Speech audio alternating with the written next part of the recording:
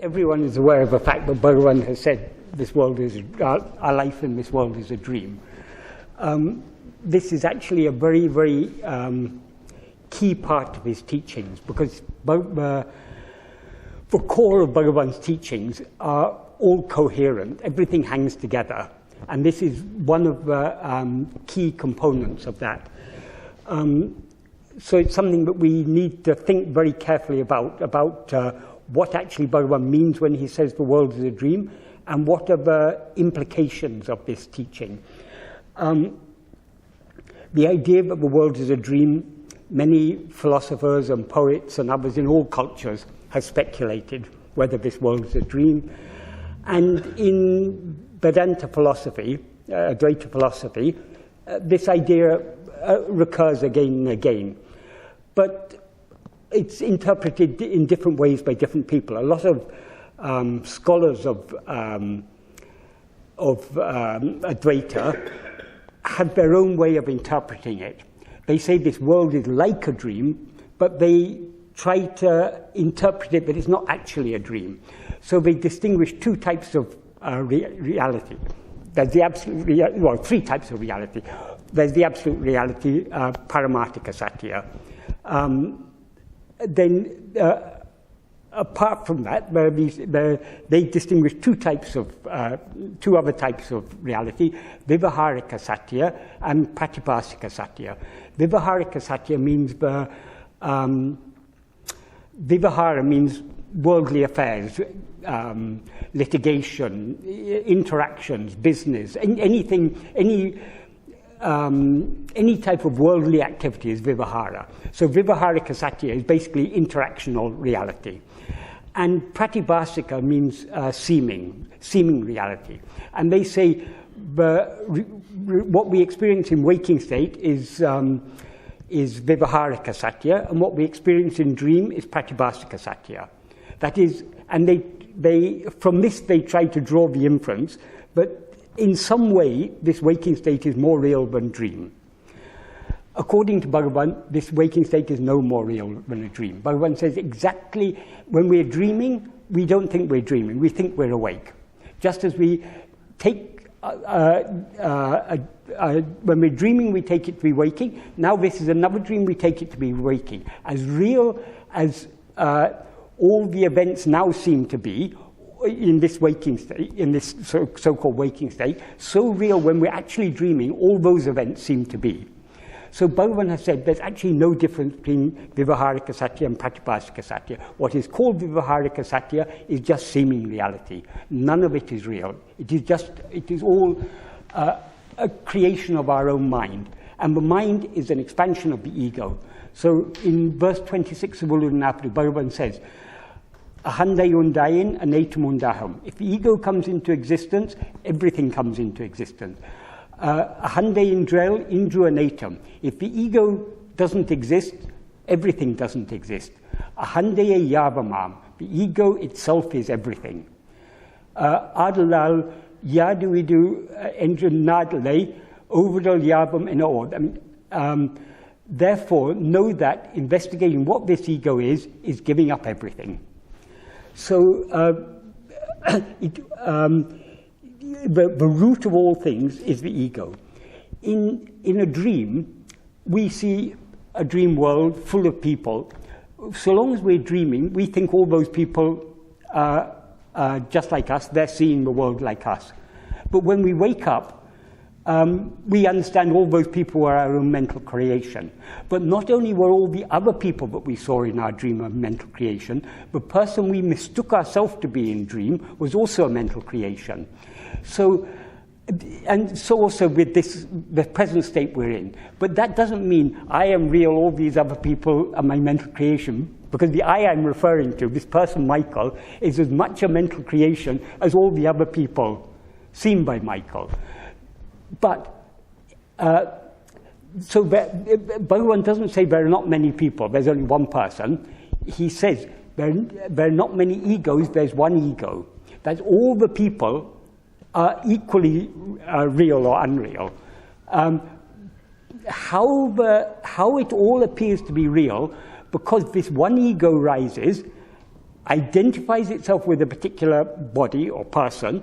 I mean, when Bhagavan talks about, when he says the ego is I am a body, he's not just talking about the body as a physical thing. In Uḷḷadu Nāṛpadu, in verse 5, I think it is, he says, Uru panchakosa uru. The body is a form composed of 5 sheaths. All these 5 are included in the term body. So the 5 sheaths are this physical body, the prana, that's the life in the body, the mind, the intellect, and the darkness of self-ignorance. So all these make up the whole entity called body. Nobody takes a dead body to be I. When the body is dead, nobody says, I am this body. It's a living body we take to be I. A living body means it's a body with all the physiological functions going on, the life going on in it, so the prana is there. And we don't experience this, even when this body, in the view of others, supposedly is sleeping, we are not aware of it unless our mind is there. So we only take ourselves to the body when the mind is there, the intellect is there. All these things, they all are part and parcel of the entity that Bhagavan calls body. And this experience that we have, I am this body, I am this living person, that is the ego. The ego comes into existence by grasping form. It stands by grasping form. The first form it grasps is the form of this panchakosa uru, this form of 5 sheaths, the person that we take ourselves to be. And it continues holding on to this person so long as it's, well, in this state it holds on to this person. In dream it projects some other person and holds on to that person. And then he says, Urupatri undam, urupatri nikam. Grasping form, it comes into existence. Grasping form, it stands. Urupatri undu mika ongum. Grasping form, grasping and feeding on forms, it flourishes. Flourishes or grows strong or everything. So we're constantly feeding the ego by constantly grasping form. The ego, Bhagavan says, is a formless phantom. So how a formless phantom grasps things? We grasp in our awareness. By being aware of things other than ourselves, we are feeding and sustaining the ego. And then he says, Uruvittu urupatram. Leaving one form, it grasps another form. When we wake up from dream into this waking state, we leave one form, we grasp another form. Eventually, this dream is going to come to an end. So we leave this body, supposedly dies, but we never know with our death, because when we die, we're no longer aware of this body or anything else. And because this is just like the ending of a dream, another dream will start sooner or later. We may for a while be in sleep, and then we again, so long as the ego has desire to continue existing, so long as it has vishaya-vasana, the taste to experience all this multiplicity, it will rise again and again and again. It has to subside for some time in sleep in order to recuperate its energy, to rise again and continue projecting all these things and experiencing all these things. So when Bhagavan said this world is a dream, one of the inferences we have to understand is we are the only experiencer of this dream. So according to Bhagavan, there are not multiple egos, there's one ego, and we are that. Once when Bhagavan was talking about this is called, in Sanskrit, this is called Ēkajīva-vāda. Eka is one, jiva means soul, the ego, vada means the contention or the argument, that there's only one soul. So once when Bhagavan was explaining this, there were a number of devotees present, and one of them asked, Bhagavan, which of us here is the one jiva? Bhagavan said, you are that. And someone else said, but Bhagavan, what about me? Bhagavan said, you are that. The thing is, if we want to know who is the one jiva, who is experiencing all this? It is I. So I am the ego who has projected all this. We don't have to dispute with others saying, no, I'm ego, because in whose view do the other people who is arguing with us exist? It is in the view of I, this ego. So there's only one ego. When this one ego comes into existence, everything comes into existence. But we don't think the dream existed before we started dreaming, or that it exists after. We know as soon as we begin to dream, that simultaneously we project the dream body, and through the dream body we project the dream world. It all happens simultaneously. As soon as the ego rises, Bhagavan says it rises by grasping form. But he doesn't mean the forms exist there and the ego rises and grasps them, because he says everything comes into existence when the ego comes into existence. So the ego comes into existence, simultaneously projecting a body and taking that body to be I, and then through that body seeing the world. This is what happens every night when we dream. Bhagavan says exactly the same thing is happening in this waking state. Bhagavan said there is no difference between this dream and any other dream. People argue, but in dream things are so unstable. 1 minute I'm in London, and the next minute I'm in Moscow or New York or somewhere else, and I'm talking to someone, and he's my father who passed away many years ago, and then he's my best friend. Things are constantly changing. In some dreams, not in all dreams, because there's some dreams where you wake up, it was so real, we wonder, it takes a little while to adjust to the fact, but that was just a dream. So there are different qualities of dream.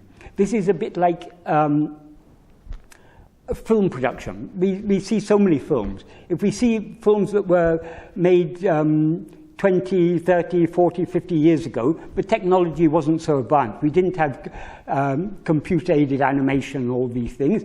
So we saw monsters or devils or demons or whatever were there. To our modern eyes, they don't look so realistic, because we've got more sophisticated technology. Nowadays, if we see a dragon in a film, it really looks like a dragon. Whereas in the 1950s, they didn't have the technology to produce such lifelike things. So better production now than in the past. But the modern films are no more real than the old films. So it's a qualitative difference. It's not a substantial difference. So also, we can argue from our present perspective, but this dream seems to be a better quality than some other dreams. But Bhagavan always used to point out, you say this from the perspective of yourself in this state. If you were dreaming now, you would say exactly the same. This is so real, but when I'm dreaming, it doesn't seem so real. But actually, when you're experiencing any dream, it appears real. That is the nature of a dream. Why does it appear real? There's only one thing that is real, that is I. When I experience this body as myself, as I, obviously the body is real then, because I am real. If the body is I, then the body is real. And this body is part of this world in which it appears. So if the body is real, we can't have a real body and an unreal world. So it's our own reality, but we first superimpose upon the body, and then via the body we superimpose it on the world. So what is real is only I. Everything else is a mental creation. That's why Bhagavan said, what is called the world is nothing but thought. What Bhagavan means by thought is not just the mental chatter that's going on in our mind. Thought is any mental phenomena. And according to Bhagavan, all phenomena that appear to be physical are actually mental. In dream, when we're dreaming, we appear to be in a physical world. We appear to have a physical body. As soon as we wake up, we no longer think that was actually physical. We don't think there was actually a world there. We are able to recognize, as soon as our identification with that dream body is broken, when we come to this state, we're able to recognize that that dream was just a mental creation. Everything we saw in the dream was just our own thoughts, our own phenomena produced by our own mind. So everything is mental, according to Bhagavan. So there's a huge amount we have to infer from the simple teaching of Bhagavan, but this is all a dream, and it is in no way different from a dream.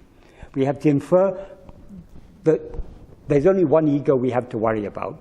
We don't have to go out and teach, save the world, or propagate Bhagavan's teachings or anything. If we destroy the one ego, but we now experience as ourself, that is sufficient. If we are liberated, the whole world is liberated. We say, oh, this person is a jñāni, that person is an ajñāni. This is all our own imagination, because all these other people exist only in our view. When Bhagavan was asked whether so-and-so is a jñāni, Bhagavan used to say, there is only one jñāni, and you are that. See yourself, and you'll see that you are. And Bhagavan also said, jñāna itself is the jñāni. Jñāni is not a person. We think of a jñāni as a person who has realized the self. There's no such thing. So long as we experience ourselves as a person, we don't know what we really are. When we know what we really are, we cannot mistake ourselves to be a person. So there's no such thing as a self-realized person. There is only self, ourself. All we have to do is know ourselves, be aware of ourselves as we actually are. That's the end of the ego, end of everything. That's why Bhagavan used to sometimes say, there's one passage in Day by Day. It was recorded just a few months after the atom bombs were dropped on Nagasaki and Hiroshima. Bhagavan says, when the atom bomb of jñāna descends, all the world which is built on this flimsy or no foundation of ego, all will be destroyed like a heap of cotton if a spark of fire catches it. So everything, according to Bhagavan, it's all dependent on ego. And the ego is what we now seem to be. The ego is not, it's very difficult for us with language, because when we talk about things, we talk about the ego as if we're separating it from ourselves. The ego is not anything separate from ourselves. What we seem to be now, that is ego. But though it's what we seem to be, according to Bhagavan, it's not what we really are. If we want to know what we really are, we have to look at ourselves. When we look at ourselves very carefully, when we turn our attention within, we will experience ourselves as we really are, and therefore this ego will be dissolved forever, and along with it, everything else will be dissolved. So this simple teaching of Bhagavan, that everything is a dream, it has a huge, huge implication. And it is a key, it's one of the cornerstones of his teachings. And he gives no room for this sort of diluted interpretation of the scholars, that this is like a dream, and that there's differences between dream and waking. Bhagavan says there's absolutely no difference. In Nāṇya, he says in one paragraph, he says, except that waking is long and dream is short, there's no difference. But he also clarified, even that is not true. There's a verse in Guru Vachaka Gavai in which Muruga recorded Bhagavan commenting on what he had said in Nāṇya, in which he said, even that is not true, because time is relative. It's from the perspective of the ego in waking state, but this appears to be long and that appears to be short. But when we're dreaming, that appears to be waking. So if we were having this discussion in our dream last night, we'd be saying exactly the same thing. Oh yes, this is long and that is short. It's all a matter of perspective. But the problem is our wrong perspective. Because of our wrong perspective, we see ourselves as a person, and therefore we see all this world. That's why it said, just all that is required is a small change of perspective. Instead of seeing ourselves as this person, see ourselves as we really are. See yourself as Brahman, and the whole world will be Brahman, and you'll see the whole world as Brahman. That is the meaning of what is said in all those ancient texts. So Bhagavan hasn't actually contradicted anything that's in the ancient text. He's clarified the meaning of it. It's been misinterpreted for hundreds and hundreds of years, because the human mind cannot but misinterpret it. We cannot fully understand this so long as we experience ourselves as a person. We are trying to understand what is beyond mind through our mind. We will definitely misinterpret it. That's why Bhagavan didn't attach too much importance to all these different interpretations and these things, he said that according to the purity of a mind, the same teaching will be reflected in different ways. If you want to know what is the truth, see yourself. See yourself and you'll see everything. If you don't see what you actually are, you'll misinterpret everything. So the whole purpose of all of Bhagavan's teachings is not just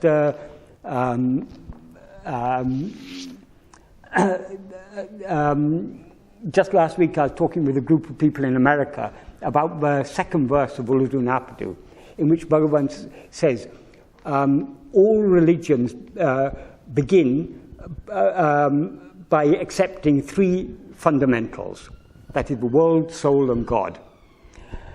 To argue whether these, it is one fundamental thing, but it appears as these three fundamentals, or that the three fundamentals are always three fundamentals, is possible only so long as the ego survives, so long as the ego exists. Destroying this ego and being in one's own real state, that is best. So Bhagavan hasn't given us any teaching just to engage in arguments between Advaita and Dvaita, between this interpretation and that interpretation. That's not the point. The whole point is Bhagavan has given this teaching to turn our attention back to ourselves. We who now seem to be this ego, who are we actually? That's the whole purpose of Bhagavan's teaching. So it's all Bhagavan's teachings are focused on investigating who am I, this one who now seems to be an ego, who now seems to see all this world. Who is this I? If we investigate it, if we look at ourselves very keenly, we draw our attention, because the ego exists only by grasping form, by attending to things other than itself. If it turns its attention away from other things, back towards itself, Bhagavan says, if sought, it takes flight. Tedinal otum piticum.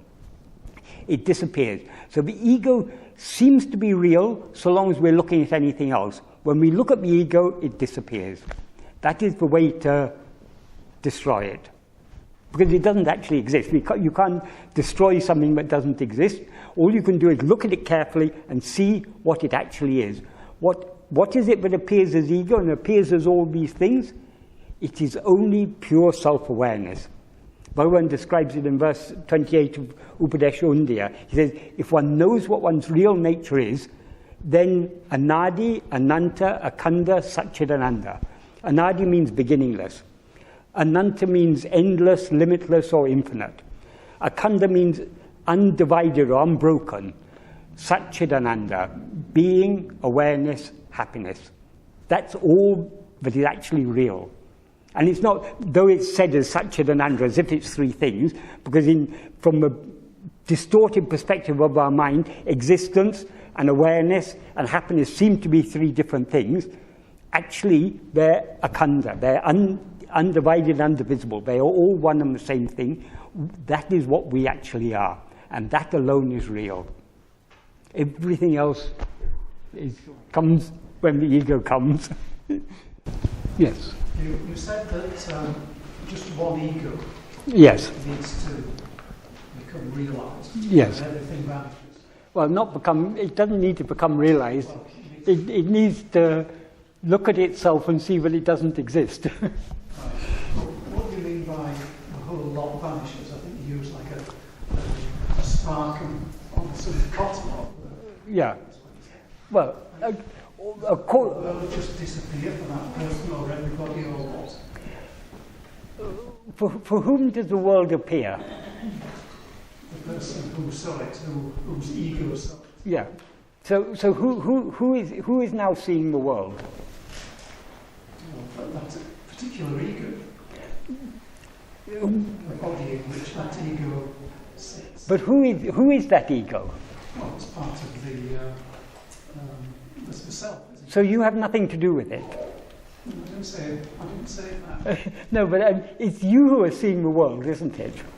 Well, my mind is seeing the world. Yeah, but is the mind something other than you? You feel now, I am seeing the world, don't you? Yes. Yeah. that I that sees the world, that is the ego. But ego seems to exist so long as it is aware of things other than itself. So long as it is looking at elsewhere, not looking at itself, it seems to exist. If it looks back at itself, it disappears.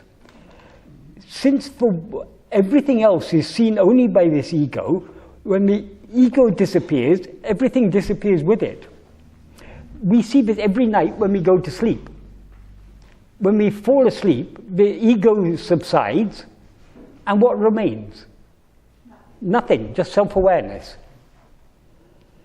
The ego, as soon as it rises in the morning, either in this dream or some other dream, everything appears. As soon as it subsides again in sleep, everything disappears. So, when Bhagavan says in Uḷḷadu Nāṛpadu, when the ego comes into existence, everything comes into existence. When the ego doesn't exist, nothing else exists. That is actually what we experience.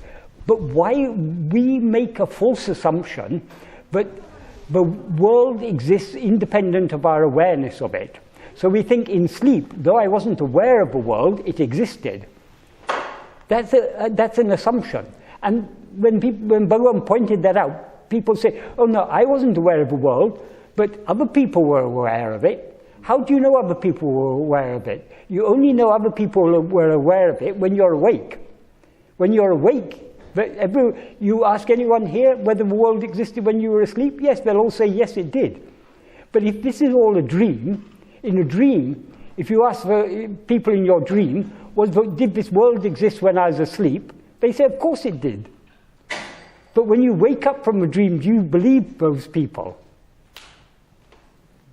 We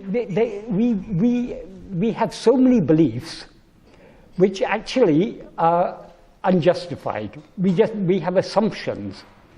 Why? Because, as I said, because we are real and we take this person as ourself, this body as ourself, and because this body is part of the world, whatever world we are currently experiencing seems to us to be real. It cannot be otherwise, because we never see a world without being ourselves a part of that world. When we're dreaming, we see a world. But we are not seeing it. It's not like watching a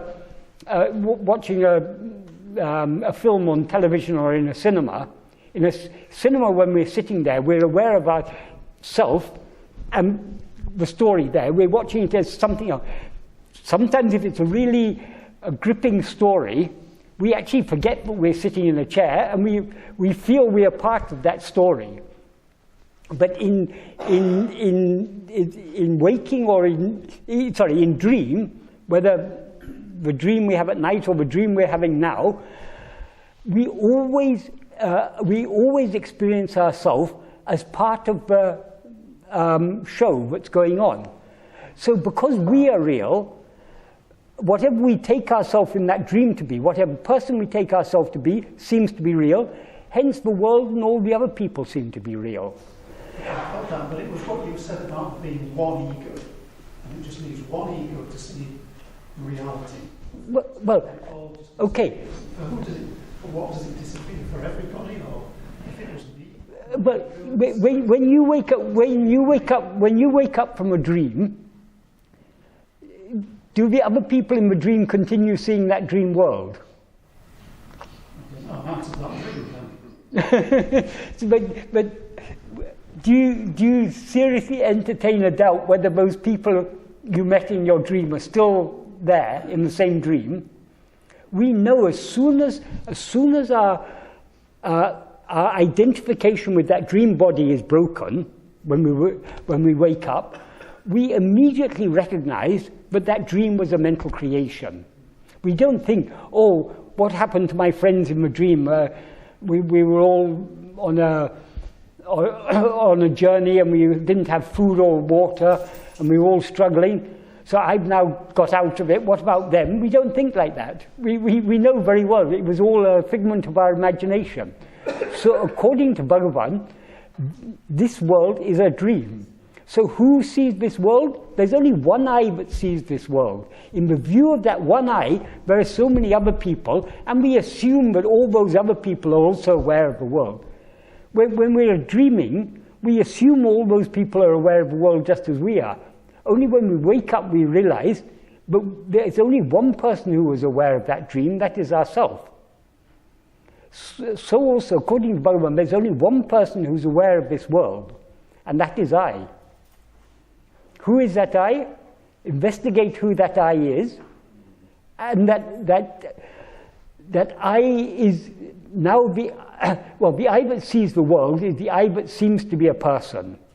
When we investigate that I, it is not what it seems to be, it is just pure and infinite self-awareness. So once we see what we actually are, the delusion that we are this ego will be dissolved forever. And in the absence of the ego, there's no one to see any world. When we wake up from a dream, why we don't continue seeing the dream? Because we're no longer there. So when someone who attains this reality, yes, it's above our waking state now, they go into it through samadhi or whatever. What is it like? You know? Well, Bhagavan says we cannot understand that. Because we, as an ego or a mind, we are constantly aware of things other than ourselves.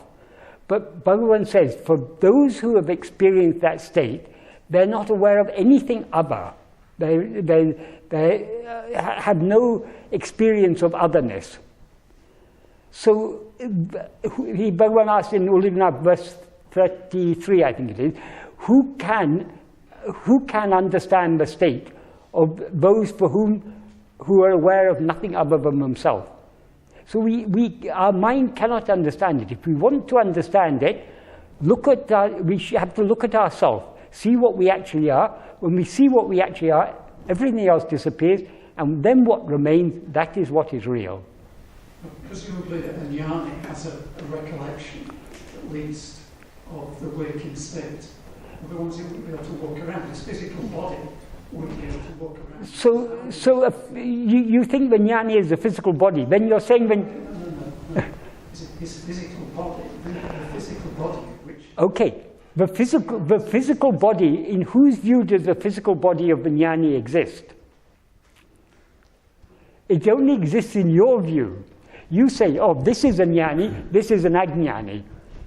We see many people, and we choose one or two and say, oh, these are jñānis, everyone else is ajñānis. All these other people exist only in our view, according to Bhagavan.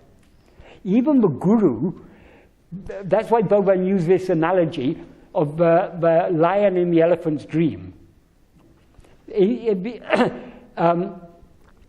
Elephants are supposed to be so afraid of lions that if they dream of a lion, they at once wake up. So Bhagavan said the guru is like the lion appearing in the dream of the elephant. The guru is the outward form of the guru is a mental projection. But the awakening brought about by that mental projection is real. So the outward form of Bhagavan is a mental projection. This is not Bhagavan. In our view, we say this is Bhagavan. That's because we take ourselves to be this body, we take Bhagavan to be that body.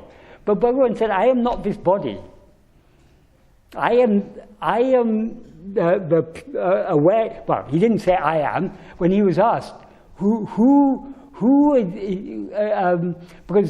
in those days there were some people who were saying, oh, Bhagavan is Shiva, others were saying Bhagavan is Subramanya, other people, they all had their own theories of who Bhagavan is.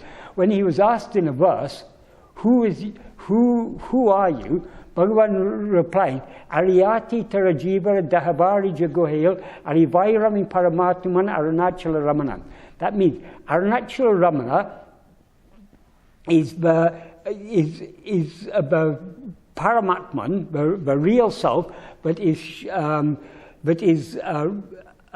Rami means blissfully existing or enjoying itself as Arivu, as pure awareness in the hearts of all living beings from Vishnu downwards. That means from God to the smallest ant, what is existing in each one as awareness, that is Aruṇācala Ramana. That is what Bhagavan really is. So this form is not Bhagavan. No form is, Bhagavan is not form, Bhagavan is beyond all form. But because we are looking outwards, he appeared in a human form in order to tell us, look within.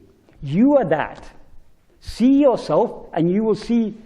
If you want to know if you want to know what is God, if you want to know what is the real form of Guru, if you want to know what you are, if you want to know anything worth knowing, see yourself, because you are that. Well, I think I understand those words. Yeah. But it's just that impenetrable step at the end. Well, yeah, the thing is, it's very, very simple. And the reason we haven't yet experienced it is also very simple. In order to experience that, we have to be ready to let go of everything else. And we're not yet ready to let go. So the reason we are not yet realized or jñāni or whatever, well, we are already that, but the reason we seem not to be that is because we're not yet ready to let go. That is why we have to practice. The more we practice trying to attend to ourselves, the more our love to know ourselves will increase, and the more we have love to know what we actually are, our desire to know other things will get weaker and weaker. So when the desire for other things, to know other things, what are called vyāvahārikas, the propensity to be aware of other things, vishayas, that is the obstacle. But the more we attend to ourselves, the more those vyāvahārikas will get weakened. With every moment, at each moment we have a choice. We can either attend to other things or we can attend to ourselves. Most of the time, what are we doing? We're making the wrong choice. We're choosing to attend to other things. So every moment we choose to attend to ourselves, or at least to try to attend to ourselves, we are strengthening that sattvasana, a liking just to be. And we are correspondingly weakening the other vasanas. So that's why it said bhakti and vairāgya. They're actually just two sides of the same piece of paper. Bhakti is the love to know ourselves. Vairāgya is the freedom from desire to know other things. So these have to be cultivated. They can only be cultivated by persistent practice. We can realize the truth here and now if we want to. The fact is, none of us want to. Bhagavan says, everyone who comes here says they come only for moksha. But if I show a small sample of moksha, all the crows will fly away and I'll be left sitting here alone. We have to be honest with ourselves. We say we are interested in this. We say we want moksha, we want jñāna, we want all these things. The truth is we don't want them. We may have a little liking for them, but we're not yet ready to pay the price, which is giving up everything else. So that's why persistent practice is necessary. But it's also an ingrained habit. I mean, the habit of seeing things outside is so a part and parcel of our consciousness. Because it's the very nature of the ego. The ego comes into existence by grasping form. So it will continue grasping form until we finally we suffer so much. But eventually we want peace. We want to be free of these things. But we have to undergo that process. You said, Bhagavan says, people it's always second and third person. It's never the first person. Exactly. It's the second and third person. Yeah. And you have to turn within. Yes. By the investigation yes. of your mind. Yes. Persistently. Yeah. Inquire. Yeah. Our soul. Yeah. Because we still have so much light. Yeah, exactly. We take this first person for granted because the self-awareness is always there like a background, like the screen. But we're not interested in the screen. The screen is boring. We want to see the pictures on the screen.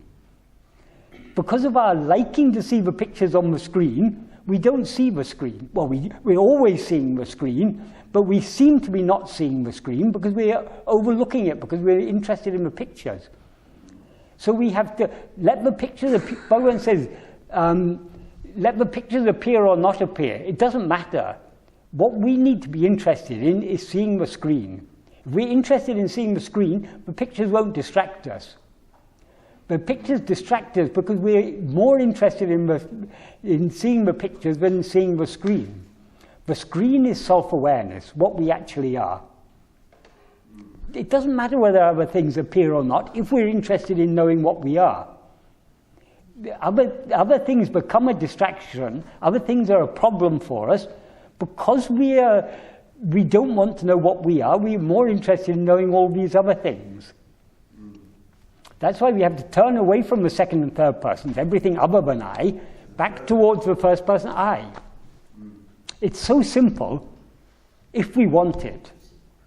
But who wants it? Bhagavan says the self-realization is easy, indeed it is easy. Yeah. Although it appears to be so difficult. It appears to be difficult because we don't want it.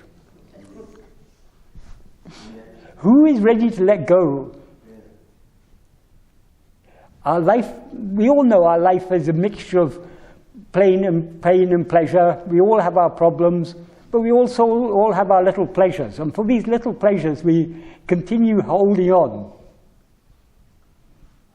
Because, there's another reason for that. Because of lack of, Bhagavan says it's vivēka, because of lack of discrimination. We ourselves are perfect happiness. But we keep on, instead of staying in the shade, we keep on going out into the sunshine. That is lack of discrimination. Because though we read in the book, happiness lies within, if we really believe Bhagavan, but happiness, what Bhagavan tells us, the happiness lies only within and not in anything outside, our mind wouldn't go outside. None of us really believe Bhagavan, to be honest. If we really believe what Bhagavan had told us, we would stop, our mind would no longer go outside because there's no happiness there. Happiness is only within. We all want happiness. So we're all going after happiness, but we're going after it in the wrong direction. So how do we get the vivēka? Vivēka is discrimination or judgment, clarity. For that we require clarity. How do we get clarity? So long as we're looking outside, what we're seeing outside is, in old days when pictures were black and white, all the pictures we were seeing on the screen were just shadows. If there were no shadows, there would only be light on the screen. It's the shadows, the dark patches that make up the pictures. So long as we're looking at the picture, our mind is clouded. If we want clarity, we have to look back at the light, look back in the projector. Well, we are the projector, in this case. Look back we are the light which illumines all this world. The more we look at ourselves, the more clarity we get. The more clarity we get, the more we'll be able to discriminate and recognize the truth of what Bhagavan says, but there is no happiness in anything external. Happiness lies only within. When we get that, along with vivēka, will come the vairāgya and the bhakti. Because once we are truly convinced, and this conviction cannot come by just reading books and thinking about it, this conviction can come only by actually looking at ourselves and thereby clarifying our mind, purifying our mind. The more our mind becomes pure and clear, the more we will be firmly convinced that happiness lies only within, not in anything external. So along with the vivēka will come the bhakti and vairāgya, and that's all that is required to attain that. Because only when we've got that bhakti and vairāgya, we'll be ready to let go of everything else and cling only to ourselves.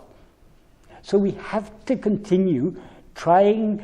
However many times our mind goes out, it doesn't matter. It's the nature of the mind to go out. But however many times it goes out, we try and bring it back within. Slowly, slowly. This is what Bhagavan said. It's like, we're not, this isn't a violent path like yoga or all these other things. This is a very gentle path.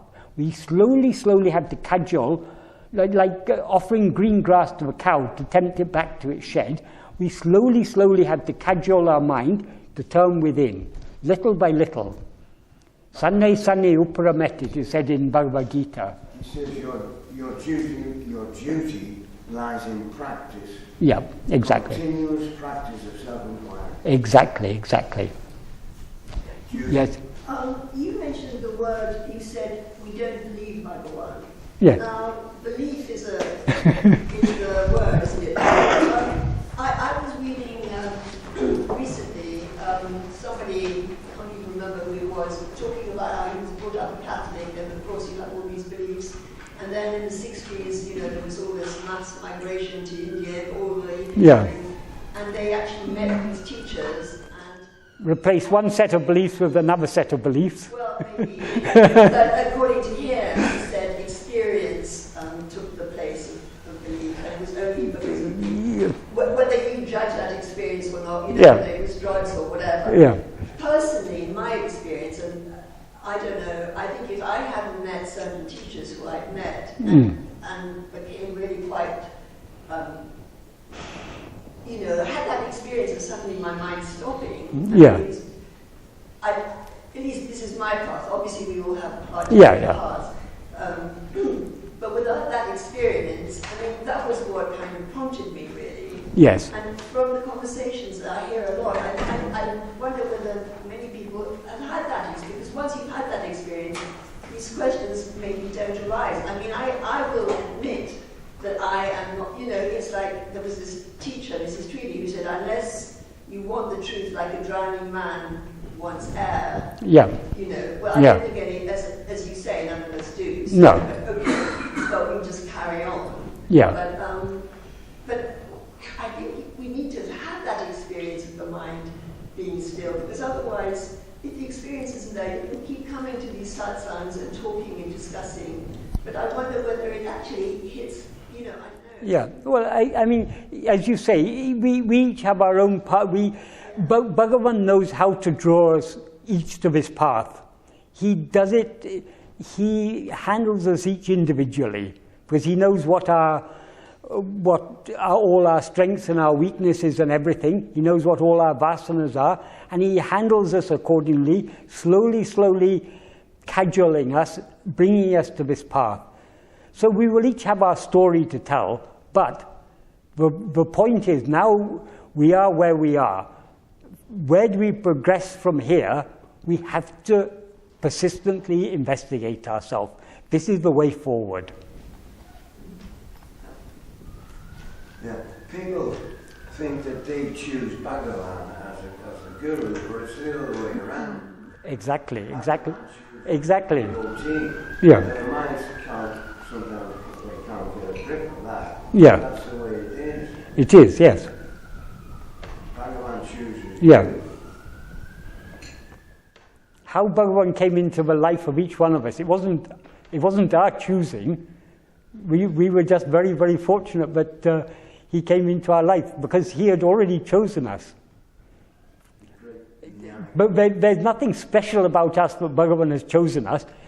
Sadhu Om used to say, if you go to the surgery of the greatest doctor in the world, what sort of patients will you find there? You won't find patients with cough and cold and indigestion, because those patients can go to any, but the patients who are admitted in the surgery of the greatest doctor are the most serious cases. So because Bhagavan saw that we were hopeless, but no one else could save us, he had to come and save us.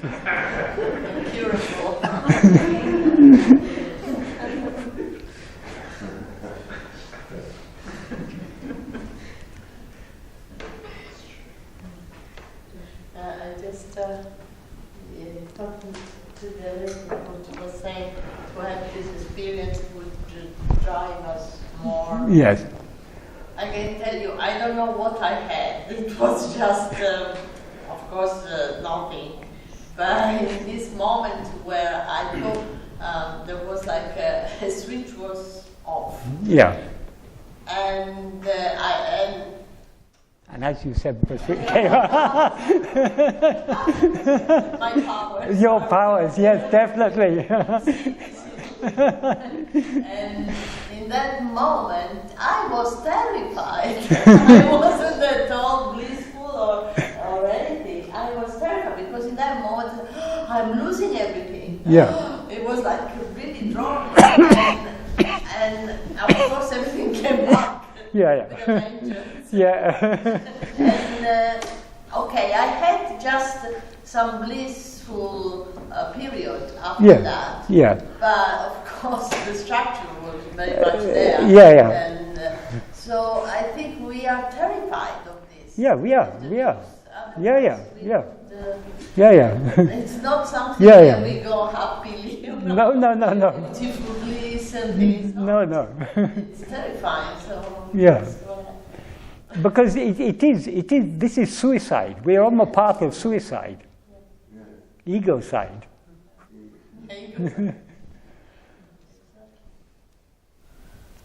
Because this ego character is only the I thought, it's only the illusion of I. Yes. The illusion of I. But it may be an illusion, but it's an illusion that doesn't want to let go of itself. That moment, it was very much real. Terror of losing everything. Well, even Bhagavan had that fear. It was that fear that actually was the final straw. Just he went. Yeah. The 16, Yeah.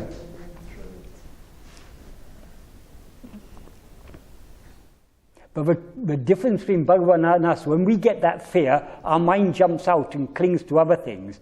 When Bhagavan had that fear, his mind went within, clung only to himself, and let go of everything else. We will all come to that point sooner or later, but we haven't got there yet. Is it possible that it just we will okay, maybe some will get really through, but certainly at the moment of death this will happen. Well, yeah, I mean, it is said generally, but the moment of death is a very favorable moment, because at that moment we are being forcibly separated from everything we're attached to. We're not only being separated from this body, but from everything associated with this body, our friends, our relatives, our wealth, our status, our memories, everything we're getting separated from. So that's a very, very precious moment. So it is said the most favorable moment for experiencing what one actually is that moment of death. But we will be able to take advantage of that favorable moment only if we've been practicing throughout our life.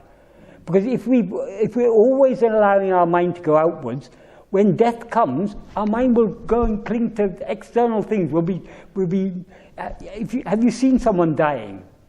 Generally, when people are dying, you can see, if they're dying, say, in a hospital bed or something, a natural death, there'll be, there's a particular breathing pattern. Slowly their breath is getting slower and slower and slower, and it stops.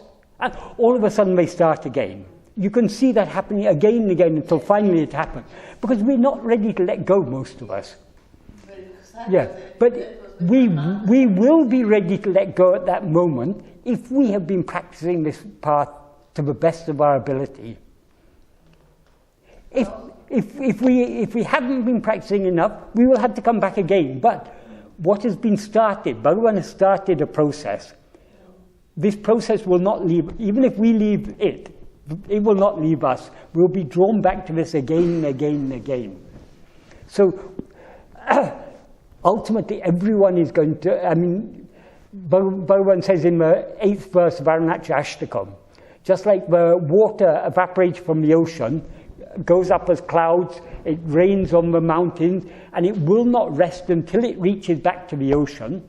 And just like birds flying in the sky cannot rest until they come back to the earth, no one can find rest until they go back the way they came. But eventually, everyone will get back there. That's the implication of that verse. So we cannot rest until we reach there. Sooner or later we have to, the birds cannot be flying in the sky forever. The water that's in the clouds now, sooner or later it will all get back to the ocean. So we have to return to our source sooner or later. It's just a matter of when. Now we've reached a certain stage in our spiritual development where we've been brought to this path. So this is a sign when we've been singled out by the doctor for this intensive care ward, we're in a pretty critical condition, so it won't be long. But people like Bhagavan, he was just ready from the very beginning. Yeah.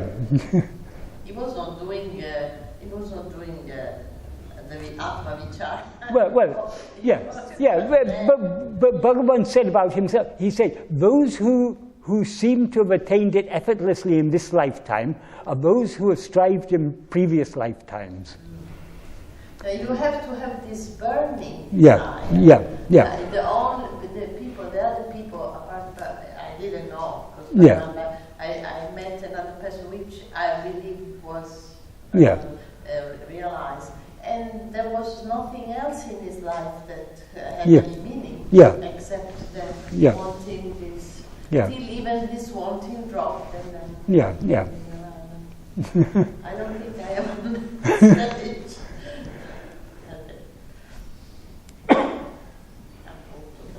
Michael, you said something there that about referring to previous lifetimes. For example, must have did the hard work. I'm not saying that. Bhagavan said that, and he didn't say directly about himself, but he said in a more. Generally, Bhagavan doesn't talk about himself directly. He said it in an abstract way,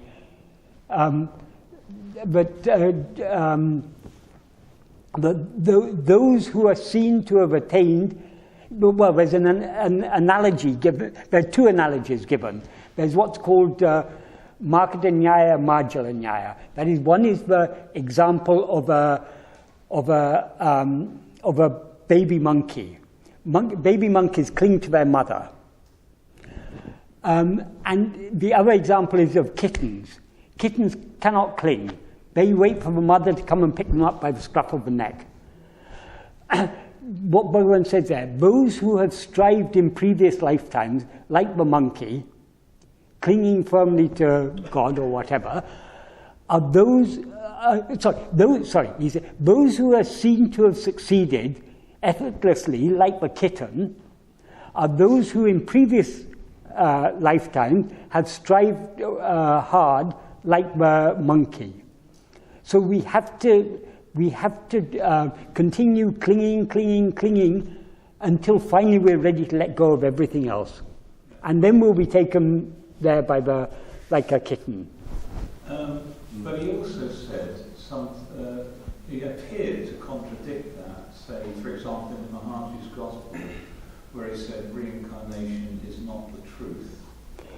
Reincarnation is not the truth, because who is reincarnated? The ego. If the ego was true, then reincarnation would be true. Bhagavan said, when people asked Bhagavan,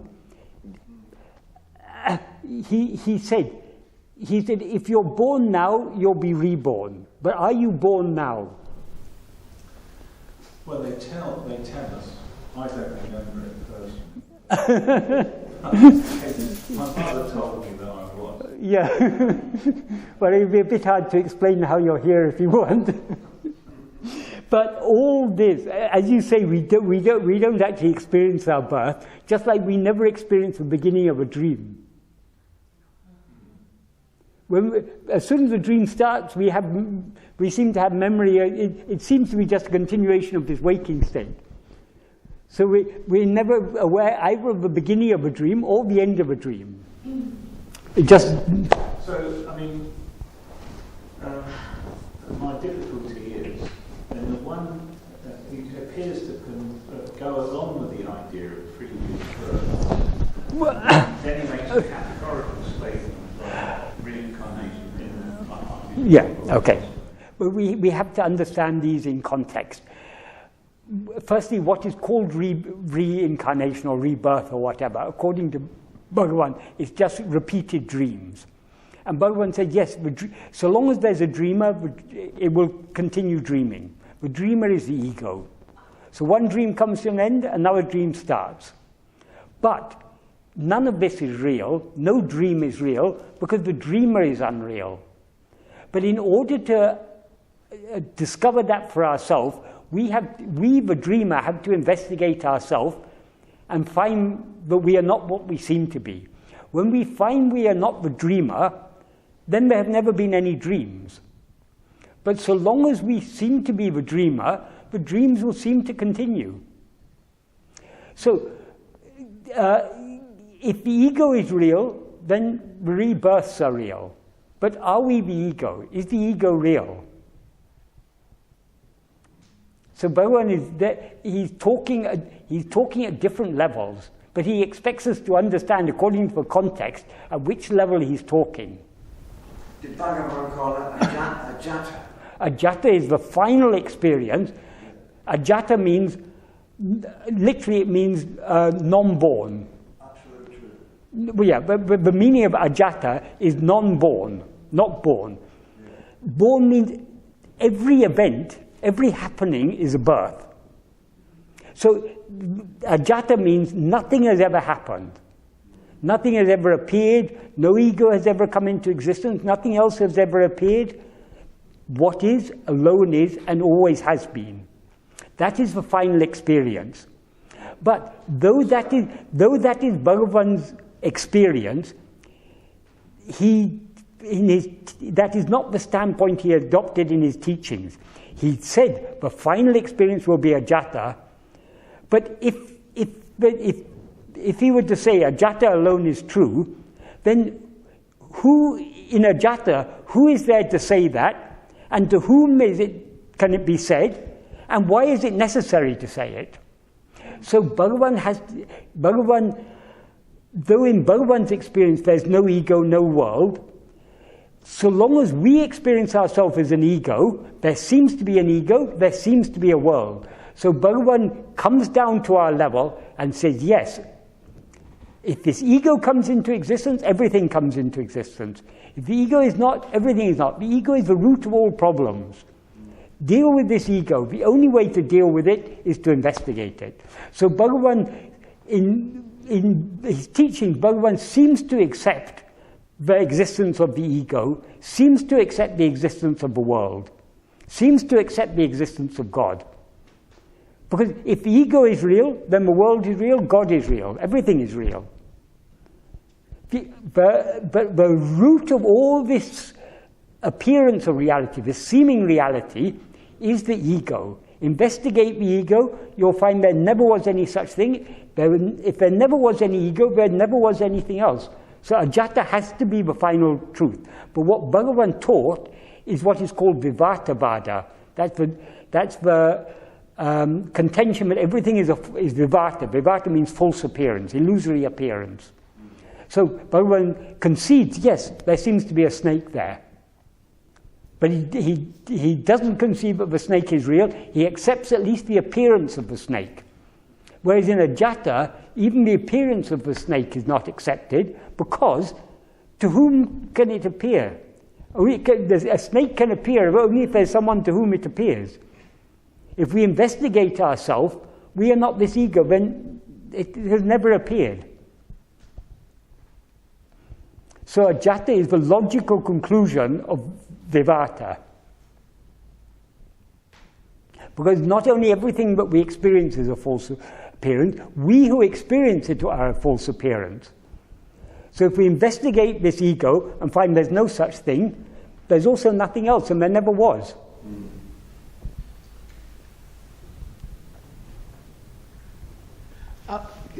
Does that answer your question? Because this has been a sort of bone of contention between Barry and us in okay. various discussions that we've had. This evident contradiction between... In a way it answers the question. In another way it just sounds utterly incomprehensible. Really. Well, this ego is utterly incomprehensible. how can a non-existent thing seem to exist, but in whose view does the ego seem to exist? Only in its own view. So it's a non-existent thing, but seems to exist only in its own view. Can you comprehend that? Even Bhagavan couldn't comprehend it. He said it's Maya, it doesn't exist. When people ask Bhagavan, why is there Maya? Bhagavan said that's a question that no one can ever answer. See if there's Maya. If you look, well, Maya, the root of Maya is this ego. Because Maya is only for the ego. Yeah, but Bhagavan is appearing in the Maya, isn't he? He's there. Well, So yeah. So it is it's mind-boggling. The mind boggles itself. So we cannot understand it by mind. The only thing is, what is this mind? Who am I? Only if we investigate that, all these problems are solved. So in a way, the explanation is not an explanation, really. The purpose of the explanation is to turn our attention back to ourselves.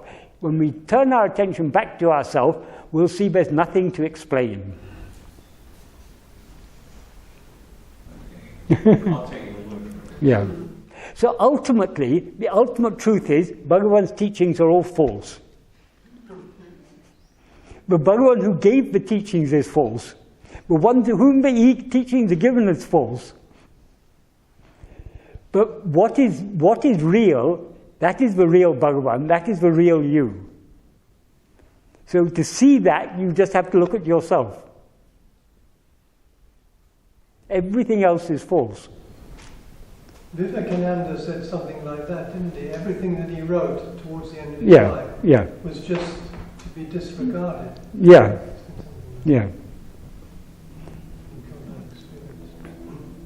I can't remember in what context. Someone was asking me something in my blog, and it was something like, "Oh, you attach so much importance to Uḷḷadu Nāṛpadu. You say everything is unreal, but you say Uḷḷadu Nāṛpadu is real." What I said in answer to that is, if Uḷḷadu Nāṛpadu is real, it's not true. If it's true, it's not real. Because if what Bhagavan has said in Uḷḷadu Nāṛpadu is true, then nothing other than ourself is real. So Uḷḷadu Nāṛpadu is unreal. If Uḷḷadu Nāṛpadu is real, then everything that it says is untrue. Yeah, when was that? When did you post that one? I can't remember. But then logically, we have to say that if Bhagavan's teachings are true, they're all unreal, because Bhagavan taught us everything is unreal except ourselves. All these teachings, for whom are they needed? For the ego. If the ego doesn't exist, teachings, they're not only unnecessary, they never existed. So what is real is only Bhagavan. And what we call Bhagavan is wholly unreal. So it seems a contradiction, but it's not.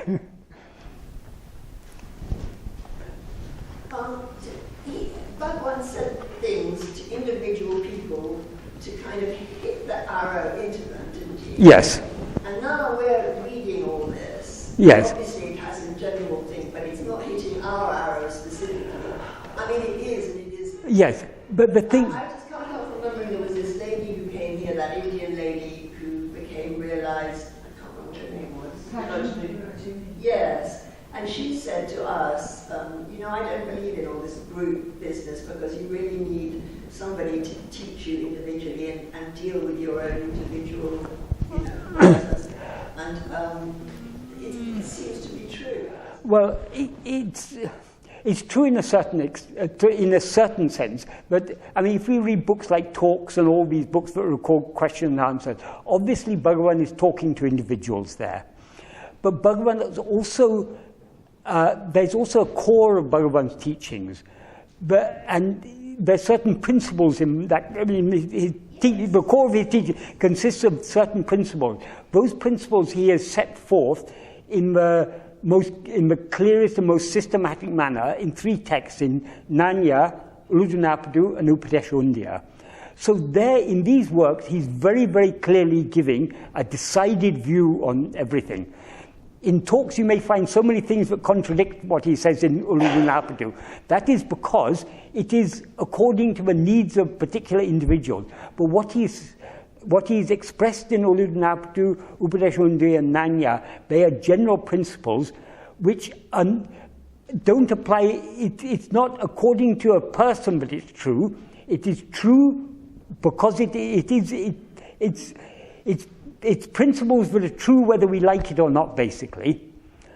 When Bhagavan is answering questions, he has to sometimes tailor what he says according to the mind of the individuals he's talking to, because not everyone is ready to accept what Bhagavan says. So he's not going to say, oh, you're not ready to accept what I'm going to say, so I'm not going to waste my time with you. He knows where they are. He says what is appropriate for them to lead them further on in the path from where they stand at the moment. But he also laid down, he expressed certain general principles. Like some people have told me, because there's a lot of people who read my blog don't agree with what I say. They don't even agree with what Bhagavan says sometimes. In the comments on my blog, there are even people who criticize Bhagavan. But that's okay. I mean, Bhagavan doesn't mind. People will always... what was I going to say?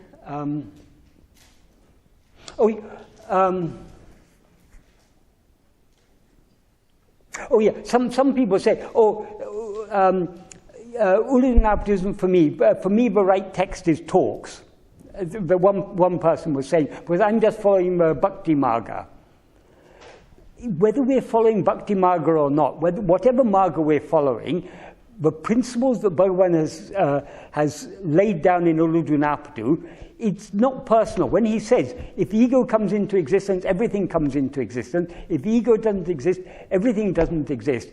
We can't pick and choose that. It's not according to personal preferences that he's saying that. That is the truth. And when he says how the ego comes into existence, it comes into existence by grasping form. It stands by grasping form. Grasping and feeding on forms, it flourishes. When he says that, these are basic principles which we cannot, whether we like it or not, this is the truth. If we want to free ourselves from the ego, doing japa, doing puja, doing jñāna, doing all these other things, if it's done without desire, it may purify the mind, but eventually it has to bring us to this path, because so long as we are tending to anything other than ourselves, we're feeding our ego. The only way to destroy the ego is to look at ourselves.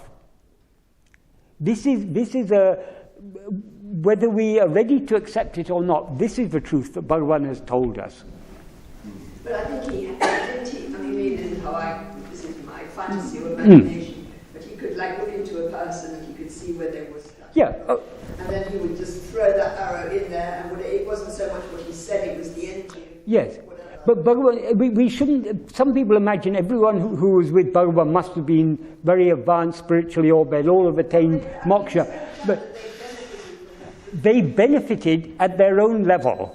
But Bhagavan himself said, like the shadow at the foot of the lamp, there are people who spend their whole life in the presence of a jñāna guru, but their ego doesn't, the darkness of their ego doesn't diminish. But that is not to say that they wasted their time. However, I mean, there were good people and bad people around Bhagavan. There were people who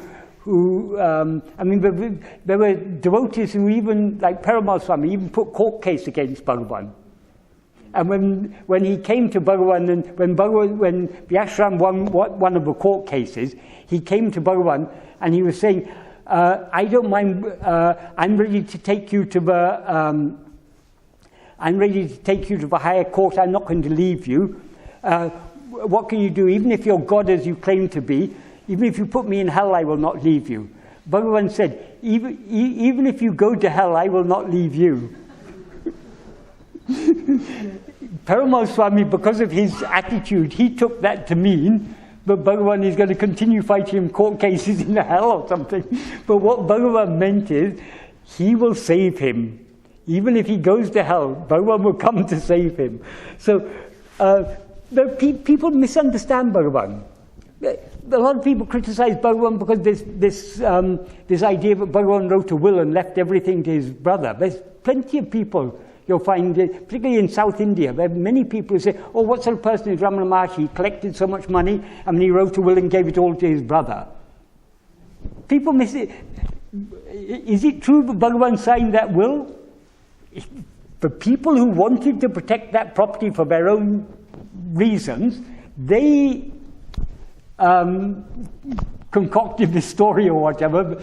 Actually what happened, when the whole will was shown to Bhagavan, and they read it to him line by line, and at the end they asked him to sign it. And he said, I never signed my signature. And they said, at least you put your line there. And he said, you put so many lines here already, can't you draw another line?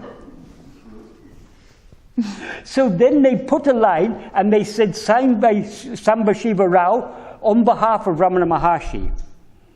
Afterwards, when they were trying to get support for the will, when they asked Murugana, did Bhagavan sign, but they were trying to find out who is supporting and who is not supporting. They asked Murugana, do you agree that Bhagavan signed the will? But Murugana said, if he's Bhagavan, he didn't sign the will. If he signed the will, he's not Bhagavan. But the official story is that he signed the will.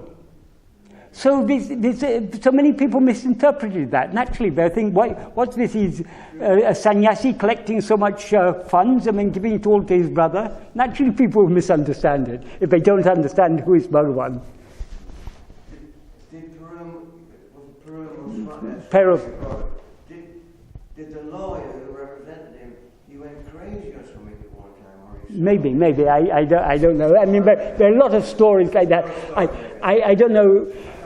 It's difficult to say which of these stories are true, but whatever it is, but Bhagavan gave him a great blessing when he said, even if you go to hell, I will not leave you. That is Bhagavan's assurance. Yeah. What Bhagavan said to him applies to all of us. Yeah. What Bhagavan is there, he has come with one mission to save us, and he will save us however much we rebel. Once the prey has fallen in the jaws of a tiger, it can struggle as much as it like. But it will be swallowed. It's not going to escape. Yeah. He's a great jñāna guru. Yeah.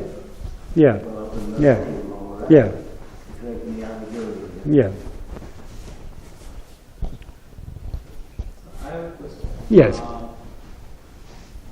If ego is real, yes, and rest of the world is false, rest of the world is treated as a dream.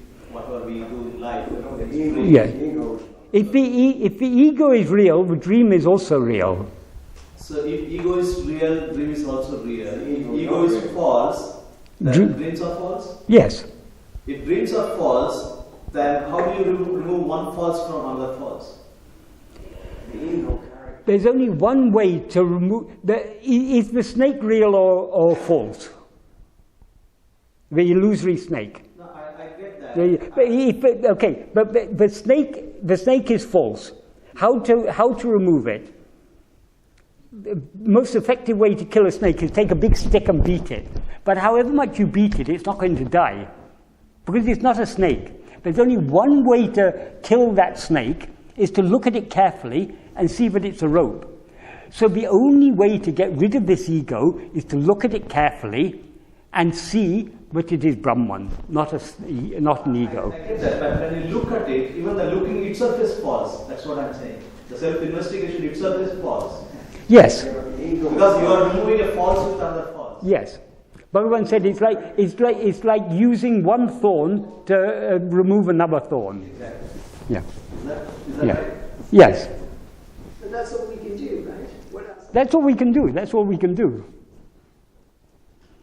we seem to be this ego because we don't look at ourselves. We look at ourselves and we see we're not the ego, and we've never been this ego, and there never has been any ego, never has been any world. But in order to see that, we have to look at ourselves. It's so simple, if we want to. So in that context, is it possible I can live in this world, seeing the dreams without being a dreamer? No. Only when you're dreaming, you see a dream. But I want to remain in the world, seeing a dream without being a dreamer. You can want whatever you want. Is it possible to see a dream without being a dreamer? That's what I'm trying to see, whether it's possible. Just you're not part of the dream, but you're not seeing. Why set yourself an impossible task? Logically, you cannot see a dream without being a dreamer. Isn't what he's saying, live in the world without being actually attached to the things? But how is that possible? We can only live in this world if we're attached to this body. And when we're attached to this body, we're also attached to our family, to our friends. There's no such thing as when the ego, how the ego comes into existence. Bhagavan says, Uļḷadu Nāṛpadu, grasping form, it comes into existence. Grasping form, it stands. Grasping and feeding on form. Grasping means attaching itself to all these things. So there's no such thing as a detached ego. If at all we talk about being mentally detached or something, that's only relatively speaking. That's relative, right? Yeah. But I mean, what you're saying is all or nothing. What we're saying is, can't we just be like 50%? I mean, it would be. That's why we're not there, because we all want 50%. We want jnana, and we also want all these other things. Yes. Yeah. Half alive and half dead. But there's no such state as being half alive or half dead. Sadhguru used to joke when people say, "Oh, someone's almost realized." He said that's like saying he almost jumped across the well. He jumped 99% across the well. If you jump 99% across the well, where do you end up? In the bottom. What about all these so-called Advaita people who claim they've had some kind of illumination? Isn't that? Well, no, it's not at all. Bhagavan says those who say, no, he doesn't say that. To say I have known myself or I have not known myself is ground for ridicule. Well, they don't put it that way, do they? Oh, they will have all sorts of clever ways of saying it, but so long as there's an I to say that I is the ego. We can claim anything. I can say I'm self-realized, or how are you to disprove it? But what's the use of me saying I'm self-realized? Well, it doesn't do me any good, it doesn't do you any good. No, but I know some of them, and they are genuine. They've obviously had some kind of... If a person says, I am realized, it can be for one of two reasons. Either they're trying deliberately to deceive others, or they've already deceived themselves. Because people don't know. You see a lot of these people, this Chinmaya Mission and Dayananda, all these sort of people. If you read what they say, their understanding of realization is having an intellectual understanding. They say you have to go through this course of classes, step by step, and remove all your doubts, and that is jnāna. That's why it's in answer to people like this, but Bhagavan said in Who Am I, every book says the mind has to subside. But by reading books, you're not going to make the mind subside. In order to make the mind subside, you have to investigate yourself. Jnana, we cannot get jnana from books. You can go on reading for any number of lifetimes. You're not going to get jnana. I happen to know one of these people. Yeah. He's a really nice guy. Very nice guys. I'm not saying they're not nice guys. I'm not saying they're not very nice guys. But he said he was just walking in Hampstead. This wasn't from a book. He was walking in Hampstead Heath one day, and suddenly something happened to him. And ever since then, something happened to him, so he is still there for it to happen to him. Well, I don't know exactly. Yeah. But I mean, a lot of these people, they genuinely believe they've experienced something. But so long as there's someone to believe that. No, I don't think probably they're claiming that they've attained the highest. I just think it's quite interesting that, well, I don't know. I mean, you know, so I feel I'm so far away from that, I wouldn't mind having a bit of... Do you know anyone who is realized? You. That's what Bhagavan said. That's what, when people ask Bhagavan, is this person a jñāni or is that person a jñāni? Bhagavan said there's only one jñāni and you are that.